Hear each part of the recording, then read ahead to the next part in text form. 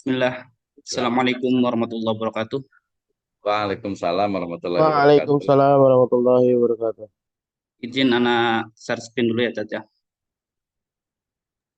Ya, silakan. Oke, Sudah Ustadz kita kelihatan kan? pertama ya. Berapa kelompok Ya, Cat. sendirian atau dengan siapa? Awalnya anak sama Ustadz Fahri, cuman qadarullah kemarin beliau menyampaikan bahwa beliau tidak bisa lanjut S2 dan Kenapa tuh ya? Nggak lanjutnya ya? kurang tuh, Cat. Katanya sih yang anak dapat info dari beliau terlalu ini, Cat, belum ketemu jadwal yang pas buat kuliah S2 gitu. Hmm, Mungkin sangat padat, Cat, jadwal beliau. iya, mudah-mudahan sih bukan karena pembelajarannya gitu ya, karena memang waktunya. Di sini kalau momen itu mungkin, mohon maaf, mungkin ada sisi apa keuangan atau apa gitu, itu bisa dimusyawarahkan, disyurokan lah ya, bisa didiskusikan.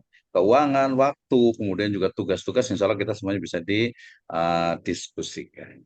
Oke, silakan Ustadz Ilmi. Bismillah. Alhamdulillahirabbil alamin, hamdan katsiran thayyiban mubarakan fih.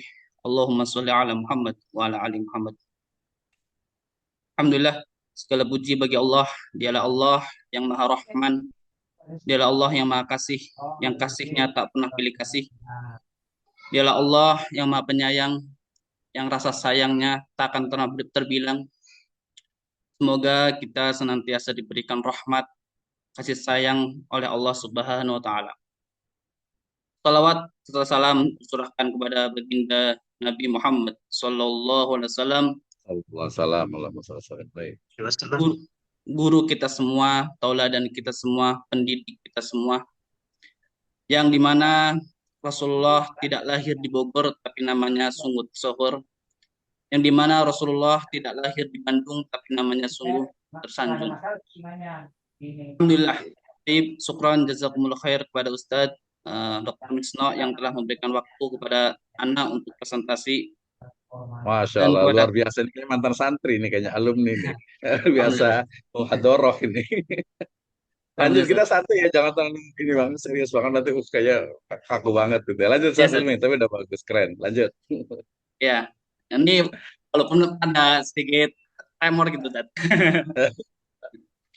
Baik, Alhamdulillah, terima kasih kepada teman-teman yang sudah memberikan waktu dan kesempatan dan telah hadir di perkuliahan kali ini. Semoga Allah rahmati dan Allah berikan kemudahan kepada kita semua.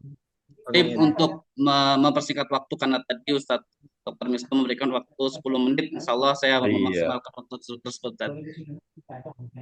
Langsung saja materi kita yaitu teori dan pengembangan kurikulum ya pendidikan agama Islam PAI di SMP Qurani Pasir Ali. Lanjut, latar belakang pengembangan kurikulum PAI.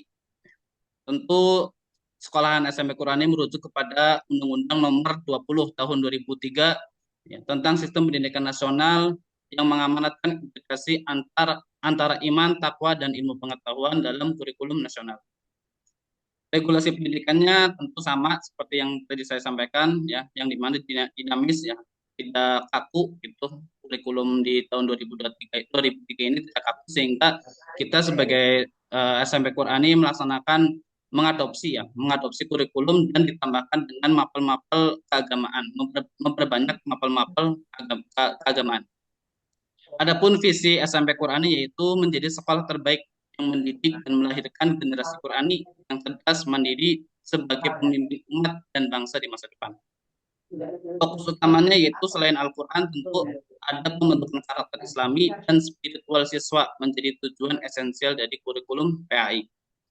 Dan 5 karakter utama yang harus dicapai oleh SMP Qurani yaitu taat beribadah, disiplin, tanggung jawab, jujur, berbuat baik, hidup sehat, bersih dan rapih. Jadi 5 karakter utama ini difokuskan oleh lembaga SMP Qurani. Next, pengembangan kurikulum PAI di SMP Qurani itu yang pertama berbasis Quran ya. Tentu karena pendidikan agama Islam jadi merujuk ke Al-Qur'an sehingga PAI itu bukan seperti mapel biasa ya, pelajaran semata. Selanjutnya, relevansi sosial dan global. Materi PAI harus menjawab isu ya, kontemporer remaja ya, terutama di kalangan SMP, di kalangan anak-anak SMP. Misalnya akhlak digital, hoax dalam perspektif Islam. Selanjutnya ada integrasi holistik. yang dimana PAI tidak hanya dalam mata pelajaran atau kognitif ya, tetapi juga dalam budaya sekolah, ya, afektif dan praktik, ya, ibadah psikomotorik, yang dimana memang SMP Qurani setiap harinya melaksanakan di jam 7 sampai jam 9 itu setelah melakukan observasi, dan saya juga termasuk guru di SMP Qurani ya. Saya meneliti Iya, betul. sendiri gitu. Di jam 7 sampai jam 9 itu SMP Qurani siswanya diwajibkan untuk sholat duha 4 rakaat. Adapun semisal ada yang telat maka ditambah jadi 8 rakaat gitu. Terus setelah sholat duha ada zikir pagi. Ya, setelah zikir pagi baru pembelajaran Quran Time. Ya, Quran Time itu meliputi apa aja? Yang pertama tahsin, ya. Terus tahfidnya dan tadaburnya. Biasanya setelah zikir pagi itu ada tadabur, membahas satu ayat atau beberapa ayat lalu mentadaburi gitu. Lalu dilanjut dengan tahsin ataupun tahfid. Yang mengajar siapa? Semua guru di SMP Qurani. Jadi untuk kelas tahsin ada sendiri halakohnya gitu. Terus di kelas tahfid juga ada sendiri halakohnya gitu. Terus selanjutnya ada fleksibel ya. Kurikulum memberi ruang pada program unggulan sekolah seperti tahfid dan bahasa Arab. Kemarin penasehat sekolah mengatakan bahwa kita fokus ke Quran sama bahasa saja. Jadi kurikulum PAI ini merujuk ke situ juga, ke penasehat sekolah. Selanjutnya, ada komponen kurikulum PAI yang dikembangkan. Yang pertama ada tujuan pendidikan PAI. Tujuan umumnya tentu yang tadi Dr. Misda yang telah menyampaikan ya, pertama membentuk manusia paripurna atau insan kamil yang beriman, bertakwa, berakhlak mulia dan berilmu, serta mampu menjalankan perannya sebagai hamba Allah dan khalifah di muka bumi. Tujuan khusus ya, kekhasan Qurani tentu difokuskan ke Al-Qur'annya tadi. Ya. Siswa mampu membaca Al-Quran dengan benar, ya, tahsin dan lancar sesuai standar. Siswa mencapai target hafalan Quran yang ditetapkan ya, minimal 5 juz selama 3 tahun. Alhamdulillah SMP Qurani ada beberapa siswa yang sudah melebihi, ada yang sampai 7 juz, ada yang sampai 6 juz, alhamdulillah. Alhamdulillah. Siswa juga mampu memahami makna dasar kontekstual ayat-ayat Al-Quran. Ya. Memang di SMP Qurani juga ada muatan lokalnya berupa bahasa Arab. Ya, di mana di kelas 7 itu fokus di kosakata, pembelajaran kosakata. Ya. Jadi selama satu pelajaran itu 1 tahun itu siswa itu disuruh menghafal, suruh mengingatlah gitu terkait kosakata. Nanti di kelas 8 baru nahu sorofnya. Itu semua untuk membantu pembelajaran Qur'annya tentu. Nanti di kelas 9-nya baru ada pembelajaran kitab kuning atau pembelajaran kayak sedikit tafsir ataupun sirah nabawiyah di bahasa Arabnya. Selanjutnya, struktur dan muatan kurikulum PAI dibagi menjadi 2 ya. Yang pertama, wajib kurikulum nasional. Tentu ada Al-Quran, hadis, akidah, akhlak, fikih, SKI. Nah, ini yang sudah ada di materi-materi kelas 7, kelas 8 atau kelas 9 ya. Adapun muatan lokalnya, kekhasannya yaitu ada Quran Time, tahsin, tahfidz, tadabbur, ada bahasa Arab dasar, ada mapel ibadah ya tadi, bukan cuma sholat duha aja tapi memang ada materinya ya. Di kelas 7 kita fokus ke taharah, di kelas 8 kita fokus ke fadilah amal gitu terkait sunnah ataupun wajibnya gitu. Nanti di kelas 9 nanti ada lagi. Nah, begitupun di adab itu ada materinya juga. Kita menggunakan media belajarnya itu ada di sini Ustadz Wildan namanya, sekolah S2 juga, satu angkatan sama saya di Universitas Islam Depok. Beliau yang buat ini buku ajarnya ya, mapel bahasa Arab beliau sendiri yang membuat materinya, buku-bukunya. Terus mapel ibadah juga beliau sendiri, ada juga beliau sendiri. Adapun kajian Islam tematiknya itu langsung oleh kepala sekolah. Di setiap hari Senin pada duhur itu ada kajian tematik yang langsung oleh kepala sekolah. Selanjutnya ada metodologi pembelajaran. Pertama ceramah, ada diskusi, ya, permisalan, terus presentasi. Ya. Memang di beberapa waktu ya, saya sebagai guru PAI-nya menyuruh ya, mengajak anak untuk berani public speaking gitu. Jadi kadang kan di hari Senin tadi ada kepala sekolah yang mengisi kajian tematik. Nah, nanti dia Mhm. ada di satu momen Mama kelas 8 materi apa gitu dikasih dan nanti anak yang menjelaskan di kajian tematik tersebut gitu. Walaupun Oke. masih sedikit membaca lah ataupun apalah gitu, tapi Iya, itu nggak apa-apa latihan kan. melatih gitu. Mhm. Terus ada talaki untuk Qurannya, ada talaki, ada sistem murojaah berpasangan, dan ada metode sabiknya. Metode sabik itu metode menghafal Quran. Terus ada rumah Qurani. Rumah Qurani itu pembelajaran online di rumah. Jadi setiap liburan itu kita untuk menjaga hafalan ada diadakan rumah Qurani. Itu secara online Hmm. anak-anak setoran hafalan gitu, atau yang tahsin berarti tahsin gitu. Walaupun Hmm. satu harinya itu satu kali. Tapi insya Allah Mhm. ikhtiar tersebut untuk menjaga hafalan anak agar anak-anak tetap memiliki hafalan. Itu ada rumah Qurani. Selanjutnya ada karantina Quran. Karantina Quran yang dimana anak-anak melaksanakan mabit di sekolah. Itu Mhm. 1 bulan sekali ya. Mama kelas 7 di pekan kedua, nanti kelas 8 di pekan ketiga gitu tadi. Jadi Mhm. anak-anak menginap di sini, kegiatannya seperti apa? Kegiatannya tentu Quran, terus tahajud, ada juga menonton film tentang kisah-kisah nabi-nabi tadi. Kemarin sih Mhm. kita Betul. menonton film kisah Nabi Yusuf gitu. Jadi Mhm. selama karantina Quran tuh lebih lebih fokus gitu. Anak-anak nginep, ya, belajar sholat tahajud juga, jadi imam juga anak-anaknya gitu. Selanjutnya ada evaluasi penilaian. Yang pertama ada kognitif, pengetahuan. Ada tes tulis, ya, tes lisan, ada psikomotoriknya, tes praktek dan tes praktik, ada afektifnya, jurnal observasi guru dan peer assessment. Ya. Tadi sebelumnya ada media pembelajaran dan media pembelajarannya di sini kita menggunakan berbagai macam media ya terutama buku pegangan siswa terus selanjutnya ada proyektor juga ya ada papan tulis dan ada juga seperti kayak handphone juga sebenarnya kita membolehkan tapi untuk di jam istirahat kita dibaginya. Adapun saya semisal guru mama mengizinkan untuk memakai handphone maka dibolehkan gitu. Adapun selanjutnya strategi pengembangan dan implementasinya. Ada analisis kebutuhan. Pertama, melakukan analisis terhadap capaian hafid siswa saat masuk siswa baru dan memetakan latar belakang keislaman. Alhamdulillah SMP Quran ini selama ini kita membuka program beasiswa full selama 3 tahun. Ya. Jadi anak-anak Hmm. gratis di sini buku seragam ataupun kegiatan-kegiatan sekolah, study tour ataupun flat trip ataupun edu trip kita gratiskan. Itu selama Mhm. 3 tahun.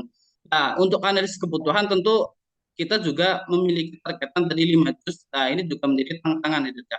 Tentu kalau inputnya bagus, udah bisa baca Quran, minimalnya udah bisa baca Quran ataupun keislamannya bagus, insya Allah PAI ini ataupun Qurannya bagus. Tapi ada juga beberapa yang siswa yang mohon maaf belum bisa baca ataupun belum bisa ngitung gitu dari SD-nya gitu. Jadi analisis kebutuhan ini memang dibutuhkan gitu menurut saya.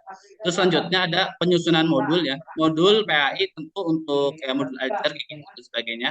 Termasuk modul khas tahsin tahfidnya. Nah, di sini juga ada ya modul khas khusus tahsin dan tahfidnya. Kapan harus baca kapan berapa lama tahsin, berapa lama tahfidnya, berapa 1 tahun harus berapa juz itu ada. Selanjutnya ada pengembangan profesi guru, mengadakan istimewa mualimin, pertemuan guru. Nah, di sini alhamdulillah setiap 1 bulan sekali atau pas UTS atau ini itu mengadakan pertemuan guru ya, rapat lah biasanya gitu. Dan Betul, pelatihan betul, rutin tentang betul. metodologi tahsin ya, ataupun tahfidz. Alhamdulillah di sini juga penasehat yayasannya ya Ustadz Munawir itu salah satu bagian di pemerintahan di Kemenag Tangerang. Beliau juga sering mengadakan pelatihan kepada kami terkait informasi-informasi di perkembangan pendidikan gitu tadi. Jadi beliau juga sering Mhm. memberikan arahan ke kami gitu. Dan model pendidikan karakter. Selanjutnya ada budaya sekolah Islamic kultur ya. Memastikan semua kegiatan sekolah mencerminkan nilai-nilai Islam ya, sehingga PAI menjadi bagian dari pembiasaan bukan sekedar mata pelajaran.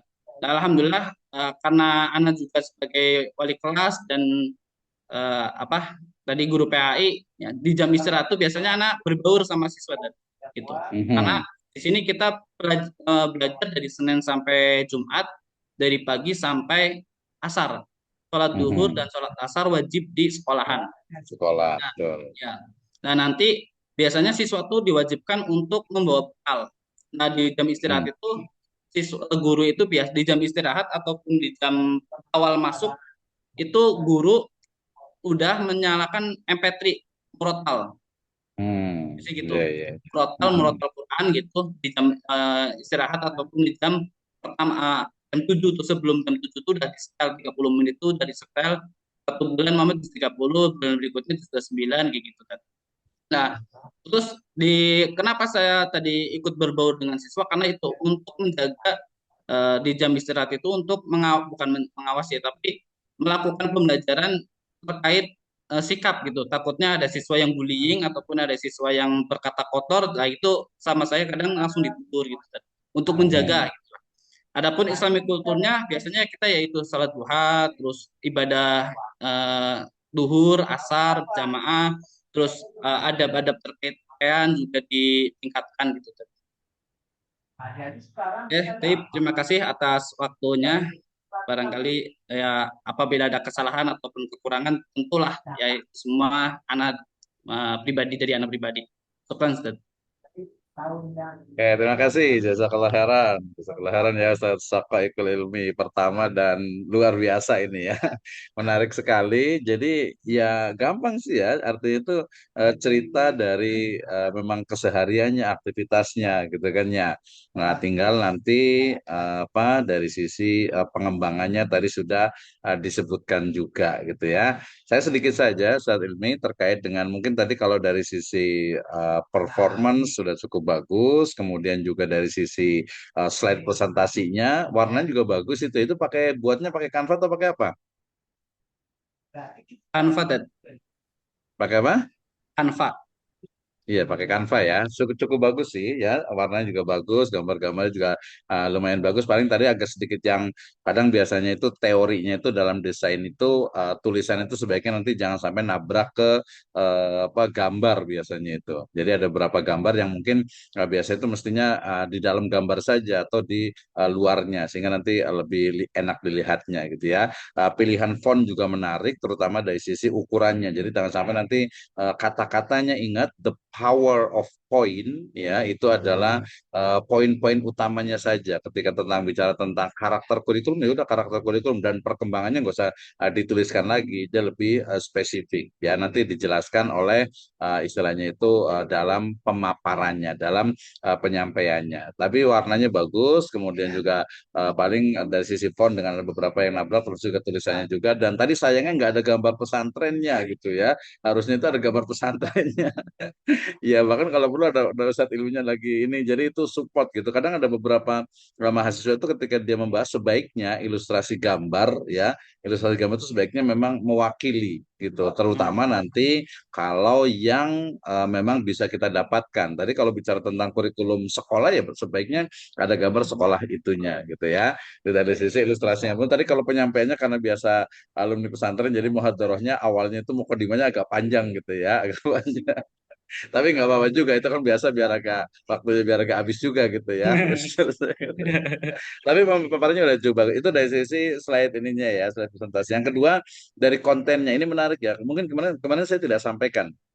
Nah, jadi gini, judulnya itu adalah kan pengembangan ya kurikulum pendidikan agama Islam di sekolah, madrasah atau pesantren gitu ya. Jadi betul tadi kalau tadi Ustaz Ilmi itu bukan hanya PAI tapi itu adalah kurikulum pesantren gitu ya, kurikulum Hmm. pondok pesantren keseluruhan gitu ya. Itu nggak apa-apa, bagus juga gitu ya. Walaupun nanti kalau dalam penelitian atau dalam pembahasan artikel jurnal atau apa, dia lebih spesifik saja. Misalnya tadi itu adalah pengembangan kurikulum pembelajaran Al-Quran di SMP atau di pondok pesantren Qurani. Jadi dia fokus di Al-Qurannya saja. Jadi Al-Quran, jadi kurikulum Al-Qurannya itu seperti apa gitu ya. Jadi tujuannya tadi misalnya berapa juz, kemudian materinya apa saja, tadi metode yang digunakan, ya udah fokus ke metode yang digunakan ketika proses pembelajaran Al-Quran. Medianya juga sama, kemudian sampai kepada evaluasi, ya udah fokus aja. Evaluasi dalam pembelajaran Al-Quran. Pembelajaran Al-Qurannya tadi itu adalah tahfidz, kemudian tahsin gitu ya. Mungkin juga ada tafsir tadi itu.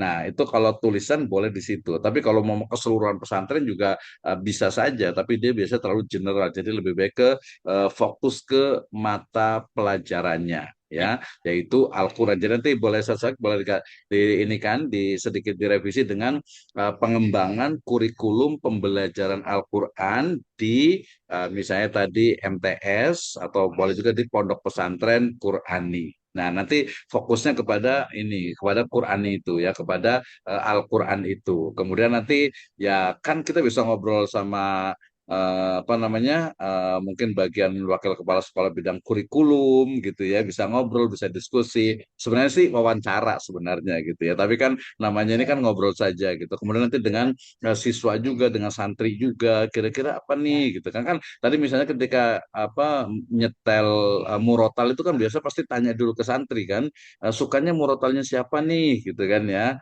Atau udahlah asal setel aja lah gitu. Atau kan ada variasi juga ganti atau mungkin malah tetap itu terus biar nanti eh, hafal ya, cengkoknya lah bahasanya itu juga bagus. Jadi itu karena kelebihan dari Al-Quran. Tadi secara keseluruhan dari sisi materi memang bisa dispesifikan. Nah, nantinya kalau itu presentasi udah lulus, sudah selesai saat ilmi, tinggal nah ini mudah-mudahan tidak memberatkan ini. Tadi dituangkan dalam bentuk draft tadi semacam jurnal Ya. ya. Jadi mulai dari latar belakang tadi ada tuh pendahuluan. Kemudian masalah utamanya adalah bagaimana sebenarnya kurikulum Al-Qur'an di SMP Qur'ani, gitu kan ya. Kemudian nanti baru implementasinya kayak gimana. UTS sebelum UTS sampai implementasi dulu aja. Ya, implementasi itu kan mulai dari penjadwalannya, kemudian guru-gurunya, kemudian juga bagaimana media yang digunakan, metode yang digunakan itu apa saja. Nah, seperti itu ya. Sampai kepada evaluasinya. Tadi evaluasinya kan secara umum di situ termasuk juga mungkin enggak. Tadi kan menyebutkan tentang integrated curriculum. Nah, apakah pembelajaran Al-Quran ini dia ada unsur integrasinya, ya, ada unsur integrated kurikulumnya, atau mungkin tadi yang diintegrated itu biasanya adalah mata pelajaran umum, gitu ya. Nah, ini menarik juga sebenarnya nanti kalau mata kuliah tertentu harusnya tadi menggunakan tadi saya sebut dengan plural itu kaitannya dengan apa thematic learning, ya pembelajaran berbasis tematik. Tapi kalau dia memang Al-Quran dulu, karena apa? Kan kembali kepada tujuannya tujuan pembelajaran Al-Quran di SMP Quran itu apa sih sebenarnya? Kayak dari sisi kuantitas berarti tadi 5 juz ya. Dari sisi kualitas berarti makhorijul hurufnya, kemudian juga tajwidnya ya itu bagus, kemudian mungkin juga mestinya gitu ya. Nah, itu tinggal diurutkan saja baru nanti dijadikan evaluasinya seperti apa misalnya dalam bentuk setoran hafalan evaluasinya atau mungkin pakai semacam game Qurani gitu kan ya, bisa menyambung ayat gitu kan ya kan banyak juga tebak ayat gitu kan. Itu jadi fokus ke satu topik, satu materi, satu mata pelajaran. Itu lebih mendalam. Kenapa? Nanti kalau mau lagi ada waktu lagi nanti kapan-kapan gitu ya buat lagi misalnya akidah akhlaknya. Gitu kan ya. Akidah akhlaknya kayak gimana nih pembelajaran akidahnya? Tadi dilihat dari sisi apa corporate culture-nya, school culture-nya atau pesantren culture-nya itu pertama ibadah gitu ya. Kenapa nggak tauhid yang kokoh atau yang kuat dulu gitu atau ibadah atau mungkin tauhidnya ya sudah di dalamnya itu udah otomatis ada gitu kan ya. Tuh ya, jadi nanti kita untuk UTS-nya gitu ya. Jadi buat draftnya nanti kalau mamanya mungkin dan kita mungkinkan ya, nanti saya ajarkan untuk urutannya. Dan kita kasih contoh ya kemarin contohnya itu adalah yang saya udah share belum ya untuk template artikel jurnal yang di edukasi Islami. Pernah Sudah, share belum ya? sudah, sudah. Sudah Ada ya? dua template jurnal. Ya, Iya, yang satu itu ekonomi ya, yang satu itu ekonomi. Tapi sebenarnya sama itu karena dia Sinta dua semuanya, ya Sinta dua. Tapi kalau kita mah nggak usah Sinta-Sintaan lah, udah tua lah ya nggak usah Sinta-Sintaan gitu ya. Oke, yang ini aja lah. Udah yang penting bikin aja dulu semampunya dulu. Nantinya kita akan ada semacam review dari UTS-nya itu. Ya, seperti kemarin saya katakan, kenapa? Disitulah sebenarnya proses belajar. Kalau mengerjakan UTS, setelah itu dapat nilai sudah selesai, lanjutnya lagi dengan nanti mengerjakan UAS lagi, kemudian kasih nilai udah selesai, proses belajarnya itu kurang. Ya sama seperti ini, review gitu ya, review dari sisi kontennya berarti Ustadz Ilmi nanti fokuskan ke pembelajaran Al-Quran saja. Gitu ya. Jadi nanti lebih spesifik tuh, oh pembelajaran Al-Quran itu begini. Nanti kalau yang Ustadz lain mungkin bisa ke akidah akhlaknya, bisa kalau SMP tadi sebenarnya PAI-nya. iya, Ya, Ustaz. PAI-nya sebenarnya itu kan PAI satu, tapi kan karena Ya, pesantren ya bukan hanya PAI saja, pasti kan ada tadi ada pelajaran Al-Quran pasti ada, kemudian ada pelajaran hadis ada juga kan ya, pelajaran hadis khusus ada kan? ada Ustaz. Ya, hadisnya, kemudian akhlak juga sendiri, sejarah SKI juga mungkin nanti bentuknya adalah pakai apa, Khulasan Nurul Yakin atau Sirah Nabawiyah itu kan dia ada nanti penelitiannya atau pembahasannya itu tersendiri, itu karena memang nggak mungkin semuanya kebanyakan. Karena teorinya itu adalah sumur kecil, sempit, tapi mendalam. Itu pekerjaan. Oke ya, kita berikan kesempatan juga untuk yang lain juga nih. Jadi apa? Kita bisa saling mengisi, bisa saling komentar. Ya kalau ngeritik juga nggak apa-apa lah, tapi ngeritiknya jangan terlalu pedes ya. Eh, Ngeritiknya jangan terlalu pedes gitu ya. Silakan kita kasih kesempatan nih, Ustadz Rizal, Ustadz Nanang, Ustadz Ajwar, Bu Romla, Pak Dimas, Pak Ustadz Fajrullah. Silakan ya. Yang presentasi hari ini satu kan ya? Nggih, Pak. Satu ya, Ibu Eli ya. Benar, Pak, satu kelompok. Dua juga, hayo lah sampai Isya. Enggak lah, sampai maghrib lah ya. Satu ya berarti ya. Terima kasih Ustadz Ilmi nih. Kita kasih nilai yang bagus nanti inget-inget nih. Ustadz harus saya inget-inget nih berarti nih.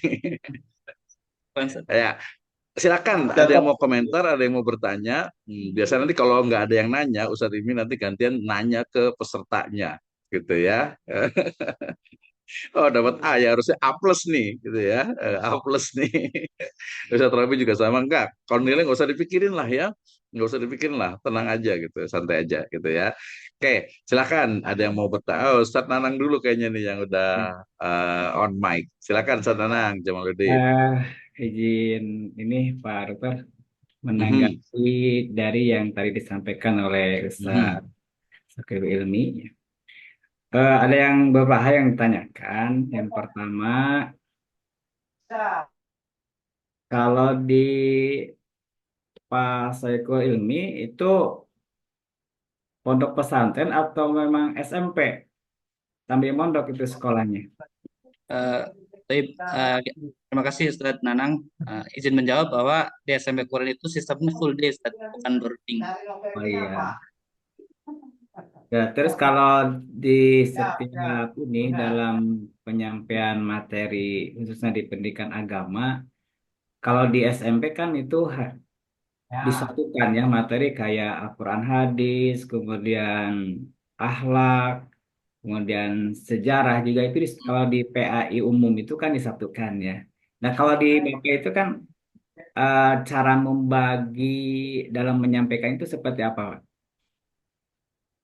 Taib, untuk kurikulumnya tentu kita merujuk ke Dignas ya, Tad. Jadi PAI-nya jadi satu gitu, Tad. Bukan dirumpunkan kayak MTS ataupun Iya. ya kayak MTS gitu.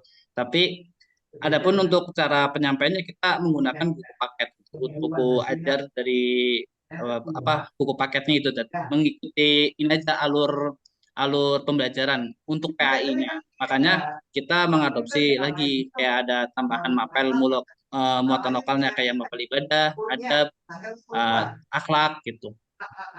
Jadi mapel-mapel yang seharusnya PA itu dipisah-pisah lah ya materinya gitu. Tapi karena kita SMP jadiin satu lah ya ya, ketua kepala sekolah mengatakan tambahkan lagi aja ininya apa materi mapel lokalnya gitu kayak ibadah ini segala macamnya. Makanya tadi saya sampaikan bahwa buku ajarnya itu kita bikin sendiri tadi. Buku ajar kayak tadi ibadah, kayak kayak bikin terus modulnya. ya bikin modul sendiri gitu tadi. Materi-materinya kita siapkan sendiri gitu.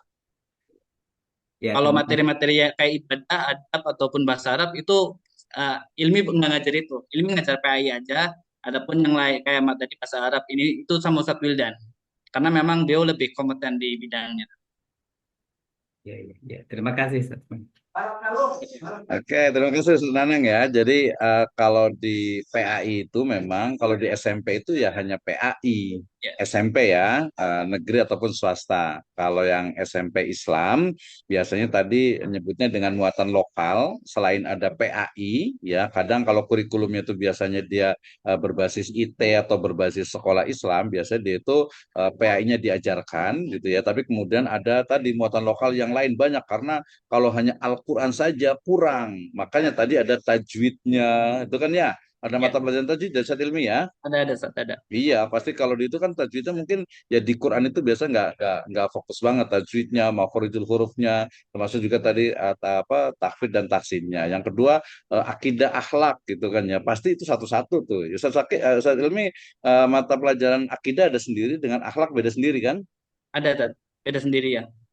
Iya, selain juga memang diajarkan itu, ya itu tadi justru menariknya di situ dia ya disebutnya itu kombinasi karena kan memang apa istilahnya itu kurikulum dari Disdakmen gitu ya, Disdakmen ya sekarang ini kemudian juga harus ada itu, kemudian sementara kita juga pengen sistemnya itu ke IT Islam terpadu atau Islam unggulan atau mungkin ya SMP Islam lah gitu, itu harus lebih banyak lagi sehingga kemudian di situ diperlukan adanya apa mata pelajaran yang sebetulnya dengan muatan lokal dan juga bisa bisa jadi itu adalah keunggulan ya keunggulannya ya keunggulan dari masing-masing ya karena mungkin orang tua biasa ngelihatnya jangan hanya SMP aja, kalau SMP aja mungkin orang lihatnya nggak terlalu ini gitu ya, beberapa komunitas gitu ya, tapi ada juga SMP yang oh dia pengen SMP SMA juga tapi tadi plus ya Ustaz Robi bilangnya itu plus ya, termasuk di SMP Al Hidayah itu kan juga ada plusnya karena SMP tapi juga boarding. Kalau saya ilmi kan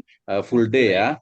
Nah, jadi full day. Nah, ini memang nah nanti ini masuk ke dalam sebenarnya itu masuk sebenarnya bagian dari kurikulum juga. Di awal saya pernah mengatakan kenapa sih ada mulai dari pesantren Salafiyah, ada pesantren modern, ada sekolah dasar Islam, ada sekolah Islam terpadu, ada sekolah Islam unggulan, ada sekolah Islam biasa gitu ya. Ada kutab, ada lagi sekolah alam. Itu adalah pengembangan dari kurikulum. Intinya adalah bagaimana sebenarnya mengajarkan Islam tanpa juga kehilangan dari apa sosial science ataupun juga ilmu atau ulum kauniyah.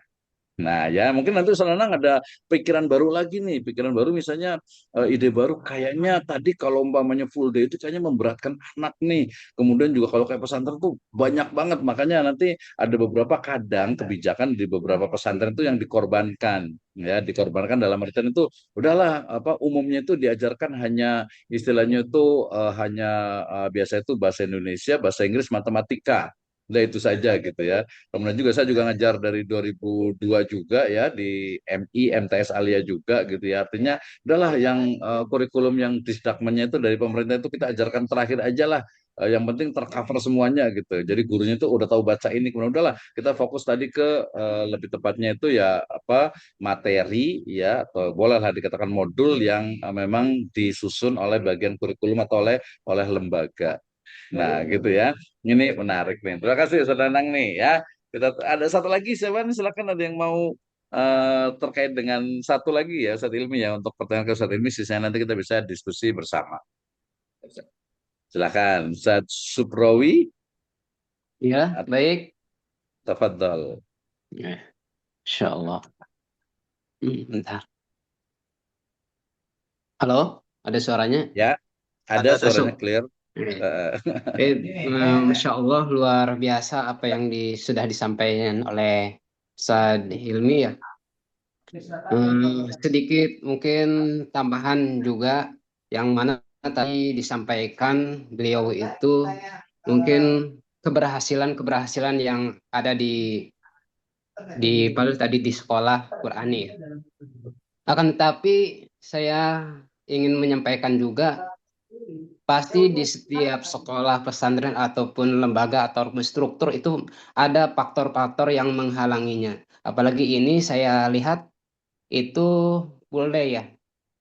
Karena full day itu juga tidak begitu 24 jam terkontrol di lingkungan sekolah, akan tapi di lingkungan rumahnya gitu. Nah, dari faktor-faktor itu yang ditemukan di sekolah Qurani itu apa yang menjadi faktor sehingga bahasa kasarnya menyusahkan pendidikan di SMP Qurani. Seperti itu, mohon ditanggapi. Ya, silakan Ustaz Ilmi Ya, langsung. syukran. Baik, syukran jazakumullah khair atas pertanyaannya Ustaz Subrowi. Berarti faktor penghambat atau pendukung gitu ya terkait Ya, kesuksesan SMP Qurani gitu. Tentu kalau kesuksesan SMP Qurani itu pendukung ya. Tentu yang peran pertamanya itu kita harus menerima input yang bagus gitu. Minimalnya ya udah punya hafal 30 juz lah gitu. Karena kan kita sistemnya bukan 30 juz, juz 30 maaf. 30 ya. Maaf, maaf. Ya, lanjut. Jadi udah punya basic lah, udah sudah punya basic hafalan Quran ataupun membaca yang lancar gitu. Tentu inputnya bagus, pasti outputnya memuaskan. Tapi kalau inputnya kurang bagus bagaimana? Kayak tadi kan saya menemukan ada beberapa siswa yang belum bisa baca, gitu, belum bisa ataupun bahkan ada review dari anak kelas 8 mengatakan saya sekolah di sini betah gitu. Kenapa? Karena saya bisa mengenal alif gitu. Ada siswa yang seperti itu. Jadi bagaimana ya tentu hasilnya tidak sesuai saya tidak katakan tidak tapi belum sesuai dengan visi misi dari SMP Qurani. Jadi untuk faktor pendukungnya salah satunya itu inputnya menerima inputnya harus bagus. Jadi yang kedua yaitu kita mengadakan pembelajaran Quran time-nya itu lebih banyak gitu. Di jam 7 sampai jam 9 ada 2 jam itu ya, ada tahsin, tahfidz dan tadabbur. Jadi ada sholat duha, Quran time, setelah itu yang udah kelas tahfidz berarti ya langsung menghafal, fokus menghafal. Yang kelas tahsin berarti ke halakoh tahsin. Gitu Ustaz. Jadi kalau tahsin ya, kalau anak tersebut masih tahsin ya, maka biasanya kita mengambil alternatif yaitu sebelum tahsin kita menggunakan metode Iqra ya, bukan metode Iqra sih, tapi media Iqra gitu ya. Kalau metode Iqra kita memang ada pelatihannya, tapi kita belum belum mendapatkan sertifikasi pembelajaran Iqra. Jadi kita mengatakan media Iqra. Nah, jadi sebelum membaca Iqra itu anak-anak itu biasa dibimbing oleh gurunya itu talaki, yaitu membaca surah juz 30 bisa dari Ad-Duha sampai An-Nas atau dari Al-Mutaffifin sampai Ad-Duha. Jadi talaki bersama-sama, baca bersama-sama. Jadi ketika sudah lulus Iqra, maka anak itu sudah hafal secara lisan ya, secara lisan terkait juz 30. Jadi nanti kalau sudah selesai tahsinnya langsung ke juz 30-nya cepat gitu. Juz 30-nya cepat lah gitu. Jadi untuk faktor pendukungnya itu ada proses tahsinnya lebih ketat ya, lebih ketat dan ada juga penambahan hafalan lewat pendengaran. Walaupun anak-anak belum bisa membaca tapi ada pendengaran yang mendukung. Kayak tadi salah satunya di istirahat ataupun jam pertama itu ada MP3 atau speaker yang membantu gitu. Itu faktor pendukungnya. Terus selain itu juga kita bekerjasama dengan orang tua, ya, bekerjasama dengan orang tua, yang dimana ada rumah Qurani ya di setiap hari libur ya, di hari libur panjang itu kita tetap mengadakan pembelajaran Quran, gitu. Dan selain itu juga kita tetap koordinasi dengan orang tua ya. Kemarin saya mengatakan bahwa biasanya untuk menyatukan visi misi sinkron sinergi antara guru ataupun sekolah dengan orang tua itu kita 1 bulan sekali atau 2 bulan sekali kita kunjungan ke rumah-rumah anak gitu, menyampaikan bahwa anak itu biasa seperti ini, progres hafalannya seperti ini gitu.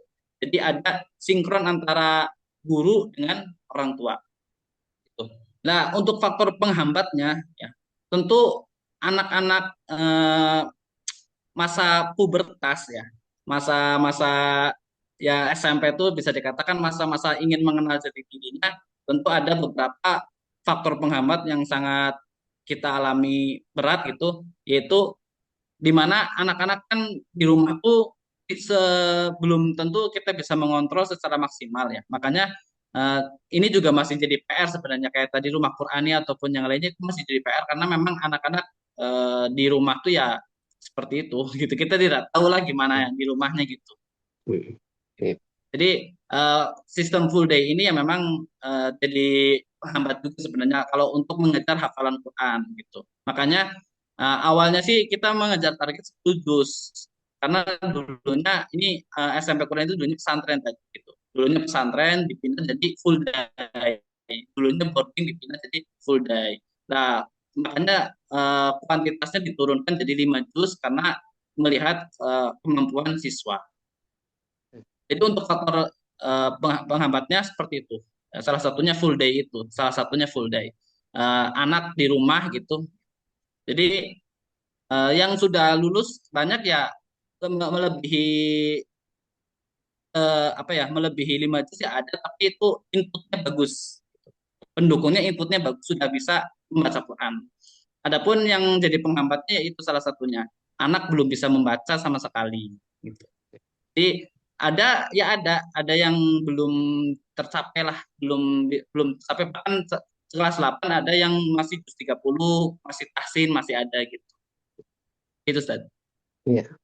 So, Oke, terima kasih Ustadz Subrawi ya, luar biasa sekali ini pertanyaan sampai iya. ke manajemen Hmm. pondok pesantren, manajemen sekolah, juga masuk juga ke pembelajaran di SMP Qurani. Bagus sih, tapi nanti juga akan ada irisan dengan mata kuliah yang lainnya gitu ya. Nah, nanti tapi sebenarnya kalau nanti kita bisa diskusi ya, bisa lebih spesifik sebenarnya justru yang ditanyakan itu adalah memang tadi misalnya tentang hambatan spesifik.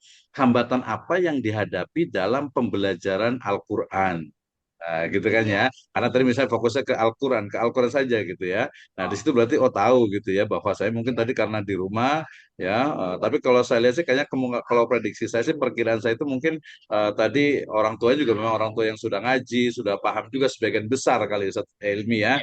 Sehingga walaupun tetap saja sih tetangga-tetangga saya juga sebagian udah pada ini juga, tapi kadang anaknya itu ya ke masjid bawa HP gitu ya. Enggak, itu kalau di luar, kalau pas maksudnya pas nggak di sekolah gitu, itu di sekolah di situ juga, ada sekolah di mana di Mutaimiyah juga gitu. Tapi kalau sekarang di bawah HP juga karena memang dia pulang balik gitu kan ya. Tapi ya kayaknya menurut saya sih hampir semua sama. Kalau hambatan itu pasti ya banyak gitu ya. Tadi mungkin salah satu juga kelebihannya itu juga sebenarnya kalau saya lihat juga Ustadz Ilmi itu adalah justru full day itu atau lebih tepatnya itu bukan boarding, non boarding itu satu sisi kadang orang tua itu lebih nyaman juga gitu ya. Karena kadang kalau yang full pondok pesantren kadang itu interaksinya itu kurang antara orang tua dengan anak gitu ya. Tadi ada kelebihannya juga dari sisi biaya juga kan otomatis lebih murah lah dibanding dengan yang boarding kan makannya sendiri gitu ya. Walaupun ada juga yang sekolah IT itu kadang mahal juga gitu ya.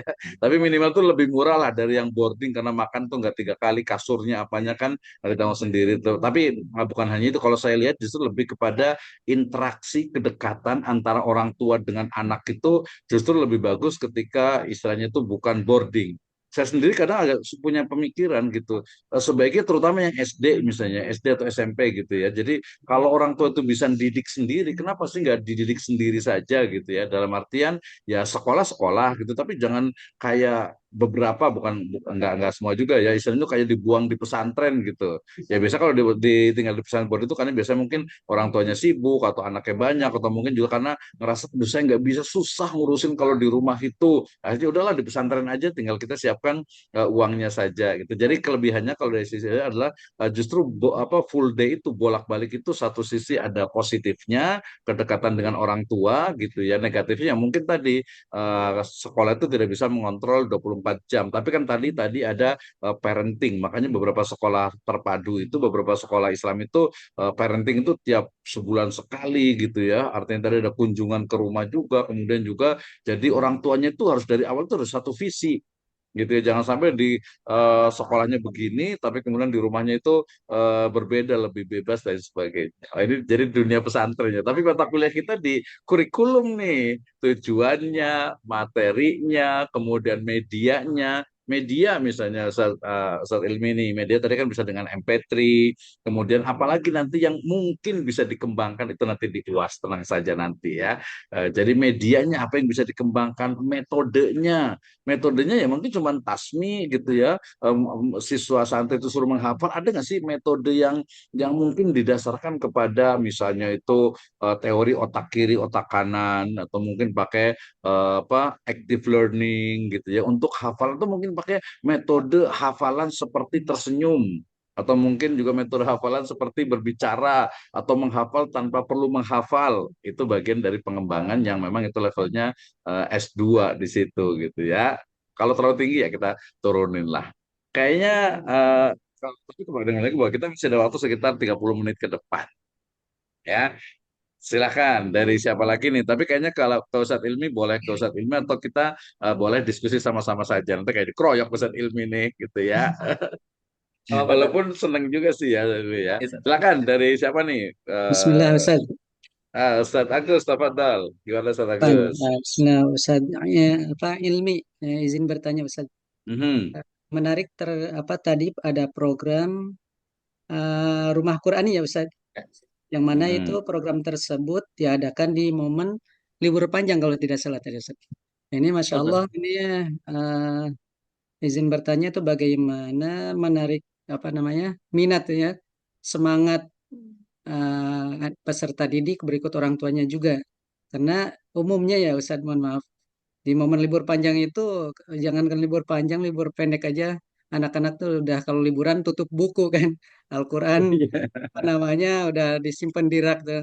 Ketika apa namanya kita pernah pengalaman di boarding school itu kalau liburan biasanya sebulan sekali ada ini ya penjemputan tuh kan. Nah itu kadang ketika awal masuk lagi padahal cuma berapa hari aja itu apa namanya kadang untuk Hilang semua ya hafalannya. moodnya itu ada move onnya Oh, dari rumah moodnya itu ya, kadang ya itu semangatnya ya. ini Heeh. nah ini Masya Allah sementara di momen libur panjang kemudian terkadang kan banyak di antara wali santri itu yang orang tuanya pada kerja kedua orang tuanya itu. Nah, ini Mhm. bagaimana berapa persen dari keikutsertaan siswa itu keberhasilan program tersebut Ustaz. Nah ini apa namanya pelajaran juga bagi kami mudah-mudahan kan bisa ngambil faidah itu Ustaz di momen-momen libur panjang tersebut. Itu aja Ustaz. Jazakallah khairan sebelumnya. Baik. Oh iya, Syukran atas pertanyaannya Ustadz Agus Nuryaman. Izin untuk program Rumah Qurani ya itu dilaksanakan biasanya di liburan. Tentu bagaimana sih cara menarik minat orang tua ya ataupun siswa terkait dengan eh, program Rumah Qurani, pembelajaran Rumah Qurani. Pas ini ya Zat, ya pas pengambilan rapot saya mengatakan ke orang tua ya karena kan saya juga kadang diberi kesempatan untuk memberikan sambutan lah gitu Zat. Saya katakan ke Mhm. orang tua dan ke anak-anak bahwa kegiatan di sekolah memang libur, tapi kegiatan ibadah, sholat, baca Quran itu tidak libur. Saya katakan itu Zat. Jadi saya mengatakan itu dalam bentuk pemahaman bahwa oh iya sekolah memang libur tapi pembelajaran Quran tidak libur. Makanya nanti dialihkan di program Rumah Qurani. Adapun sistemnya kita lebih memudahkan. Misal orang tua kerja dari pagi sampai sore, nanti adanya malam, ya tidak apa sekolahnya malam. Jadi kita memudahkan mengikuti kemudahan anak tersebut, gitu.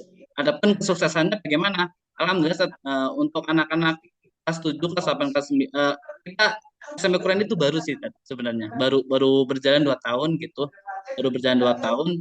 Nah, untuk programnya apakah sukses? Alhamdulillah sukses gitu. Kebanyakan siswa ya hampir 90% tuh siswa mengikuti dengan baik. Ya, di Rumah Quran itu ada program apa? Program pertama tahsin, tahfidz sama bahasa Arab. Kalau bahasa Arab itu 1 minggu sekali, gitu. Setiap malam Ahad gitu. Karena mengikuti jadwalnya Ustadz Wildan sebagai guru mapelnya. Adapun tahsin sama tahfidz itu kita fleksibel gitu. Mama, anak bisanya di jam 7 ya saya harus siap di jam 7. Biasanya saya di grup KA tuh udah ngasih ini apa ngasih rundown kegiatan gitu. Siapa yang mau setoran di jam ini, setoran jam ini silakan gitu. Jadi saya udah tahu oh di jam ini gitu. Jadi Untuk bahasa Arabnya, untuk Qurannya tasinnya bagaimana? Tasinnya kita menggunakan kan di WA itu video call ya, bisa share screen gitu ya. Jadi bisa memaksimalkan di situ. Begitupun kalau di hafalan kita menggunakan video call. Dan adapun untuk bahasa Arab itu semuanya ya, semuanya di kelas 7 kelas 8 itu semuanya. Jadi untuk bahasa Arab kita menggunakan Zoom ataupun Google Meet ya. Pembelajarannya kita berusulullah gitu. Jadi gitu tadi. Nah, Nah, syukran atas penjelasannya ini, Masya Allah ya. Waktunya bisa fleksibel, berarti Ustadz-ustadznya nggak libur juga, Ustadz. Masya Allah, luar Iya, biasa. Tad. Pada standby waktunya liburan. Iya. Subhanallah. Jazakallah khairan, Iya, Ustadz. iya, apalagi diteleponin satu-satu ya. Nah, yang paling menarik juga dalam bagian dari kurikulum itu adalah metode pembelajaran. Jadi kalau saya tanya ke Ustaz Ilmi, di situ di SMP Quran itu sebenarnya ada metode apa yang khas yang digunakan agar siswa itu merasa fun, merasa enjoy, merasa senang, merasa happy dengan pembelajaran Al-Quran dan juga pembelajaran yang lainnya gitu ya. Misalnya kan dulu itu orang lihat gimana nih belajar full day itu bisa sampai sore gitu, bisa mereka tuh kuat gitu kayak gimana gitu sampai jam 12 aja kadang sampai pegel gitu ya. Ini mungkin bisa sharing nih kira-kira apakah punya metode khusus gitu ya, atau mungkin dari rangkaian, atau mungkin memang tadi bisa jadi karena memang orang tuanya itu udah one vision lah ya. Jadi visinya itu udah sama dengan pesantren sehingga tadi ya betul, kalau di beberapa pondok pesantren sendiri ketika liburan itu dia dibawakan buku catatan ya, buku catatan dan laporan gitu ya. Tadi kalau ditelepon satu-satu pakai WA 200 orang lumayan juga gitu ya. Walaupun per wali kelas kali gitu ya satu-satu, tapi mungkin kalau pakai Zoom, Google Meet itu mungkin masih bisa ini ya. Dan itu memang nggak cukup banyak sekarang betul. Jadi ketika liburan itu pesantren juga ya, mahat juga, apalagi yang full day itu dia juga memang tetap melibatkan untuk setoran, untuk laporan, bahkan catat sholat berjamaahnya tidak, ini tidak, itu kan dicatat juga. Pertanyaan saya tadi, saya kira-kira pakai metode apa sih agar siswa itu, murid itu merasa enjoy dengan pembelajaran di situ? Silahkan. Baik, syukran Ustaz atas pertanyaannya. Mhm. Untuk metode pembelajarannya, ya, bagian penasehat kurikulum itu mengatakan bahwa semua pelajaran mapel itu bukan cuma PAI ya, Ted, ya. Bukan cuma PAI, tapi semuanya kalau bisa pakai cooperative learning, Ted.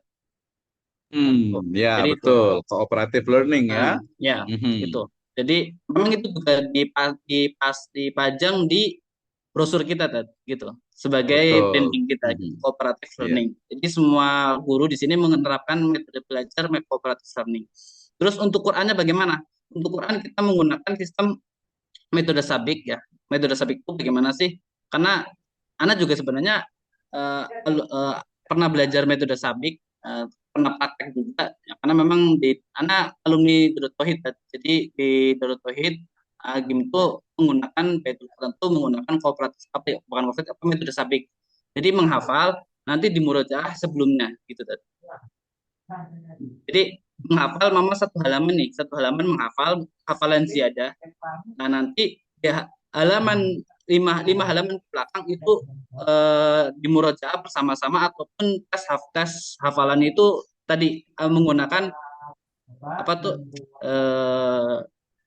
murojaah bersama gitu, dan murojaah berdua gitu. Tadi kan saya di presentasi tadi murojaah berdua, jadi perpasangan gitu maksud saya. Jadi gitu. Jadi setelah Berpasangan ya. hafalan ya, setelah menyetorkan hafalan ziyadah, maka dia murojaah pasangan. Tapi jujur Ana lagi tertarik dengan metode yang di LSIK ya. Lembaga Studi Quran di daerah Depok itu menerapkan metode Quran yang saya tertarik dengan metode tersebut, tapi qadarullah ada beberapa siswa yang belum bisa gitu. Di LSIK itu metodenya jadi per 5 halaman. Misal gini, ini kan anak hafalan juz 1 nih. Mama di hafalan wil qala rabbuka lil malaikati. Nah, di hafalan ini maka setiap anak itu mohon maaf, Mama hafalan pertama di juz 1 alif lam mim, halaman alif lam mim. Nanti besoknya innalladzina kafaru. Maka anak itu di hari besoknya dia setoran innalladzina kafaru, setorannya itu mulainya dari alif lam mim gitu. Alif lam mim innalladzina kafaru. Nanti di besoknya berarti masa luhur berarti setorannya itu 3 halaman gitu. Nah, itu memang berat sih untuk anak SMP gitu, tapi ada satu anak yang insya Allah mampu gitu, karena memang dia udah punya basic hafalannya udah memang kognitifnya juga bagus gitu, kognitifnya bagus gitu. Jadi sampai 5 halaman gitu.